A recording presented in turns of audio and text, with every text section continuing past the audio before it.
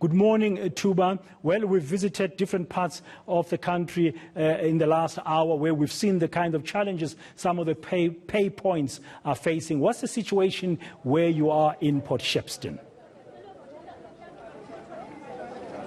Yes, good morning, Braden. This is the third pay point that the Premier and the MEC have visited here in Port Shepstone on the KwaZulu-Natal South Coast. I must say, Braden, where we are now, we're at the post office. It looks different, and it's much better than where we started. Maybe if I can walk out from of the shot so that you can see here. This is where the grant recipient they get sanitized before their documents get processed here.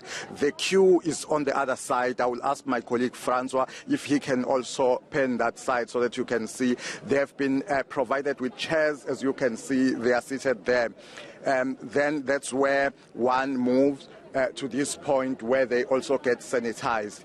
But they've tried, if you look the distance from one another, they've really tried to ensure that there is social distancing. But let me now bring in the Premier of KwaZulu-Natal, Zikalalala.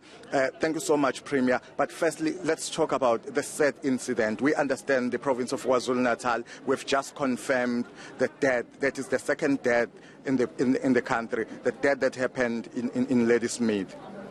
Yes, we would want to send our condolences to the relatives of the deceased, but also we want to caution our people that this disease is very strong. It is not just a normal flu, but it is a strong one, and we all need to take precautionary measures to ensure that we prevent and avoid to be infected by this disease. Premier, where we were, you have visited at least 3 pay points. The issue of social distancing doesn't exist there. Well, it doesn't exist in the others, though we managed to brief the community, the people there, and be able to separate them so that they would adhere and follow social distancing principles. I think it's a question of congestion and the volumes of people who are there. But if you see here, you will see that there is total difference, because here it is followed and all people who are here are trying to follow the direction as they are given. I understand, Premier, that the directive or the message from SASSA was that there's going to be officials in each and every pay point to ensure and to try and control the queue to avoid congestion. Yes, there are officials in some cases, but you will find that the officials are not so many. Maybe there are 3 to 4, and in some cases they will then be unable to control the queues because of the fact that there are not so many and they are less capacitated to be able to control the queues. Lastly, before I let you go, Premier, let's talk about the people. Are they still adhering to the lockdown regulations? We were with you in Umlazi the other day where the army and the SAPS were trying, where there were even people that were arrested. Yes, we are enforcing. We're going to enforce the law. The law is going to take place and abide all of us as citizens. We call on the people to stay home up until 21 days of the lockdown is over. We're happy and we are grateful to the people who have listened to the call throughout KwaZulu-Natal. We're making means to reach areas where there are people who are not listening. That include outlets, liquor outlets, taverns. It includes some who were even playing soccer in sport ground. We've dealt with all of those things and will continue to do so throughout the province. Lastly, Premier, there is a factory, the owner of a factory that was arrested. Apparently that person locked people.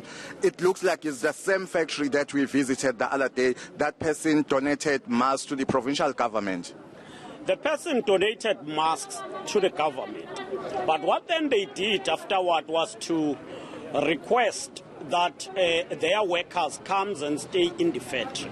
which we are not comfortable with, because the health requirements and the health standard of that place is not meant for people to sleep there. It is only meant for people to go and work there.